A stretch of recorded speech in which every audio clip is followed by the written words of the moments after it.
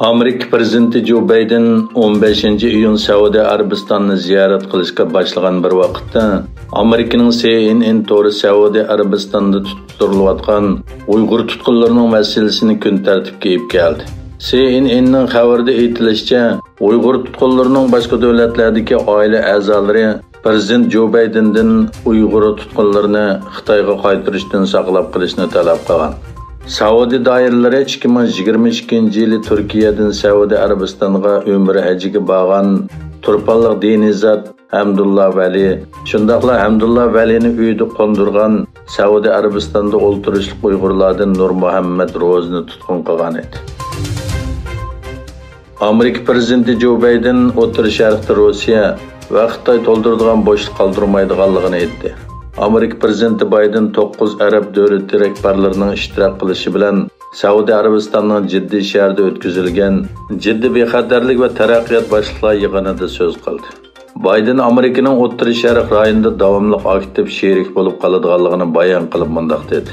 Biz hargiz yiroqlashmaymiz va rayonda Xitoy, Rossiya yoki Eron to'ldiradigan bo'shliq qoldirmaymiz.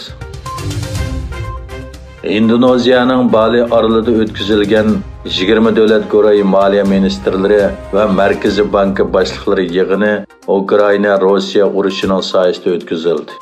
Indoneziya moliya ministri Seri Mulyani Indrawati siyosiy jiddiylik sababidan barliq qatnashuvchilar yig'ini nihoyat qiyin va qatmal ahvolda qoldi deb qaradi dedi.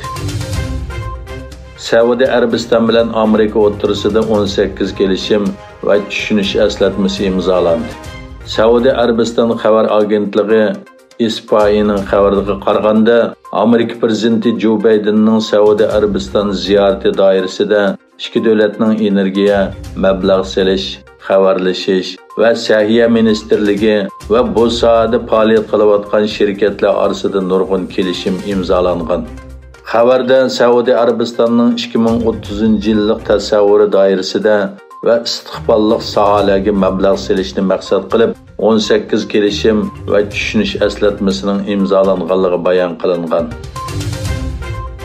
Ozarbayjon tashqi ishlar ministri Jayxun Bayramov va Armeniya tashqi ishlar ministri Ararat Mirzoyan Gruziyaning poytaxti Tbilisi shahrida ko'rishdi. Bu ko'rishish Bayramov bilan Mirzoyan hech qanday vositasiz tunji qitim ko'rishgan bo'ldi. Gollandiya armiyasining avgustdan boshlab Ukraina askarlarini Angliyada mashqlantirishga boshlaydiganligi e'lon qilindi. Gollandiya davlat mudofaa ministrligining bayonotida 10 ming Ukraina askarining 4 hafta mashqlantirilganligi uqtirildi.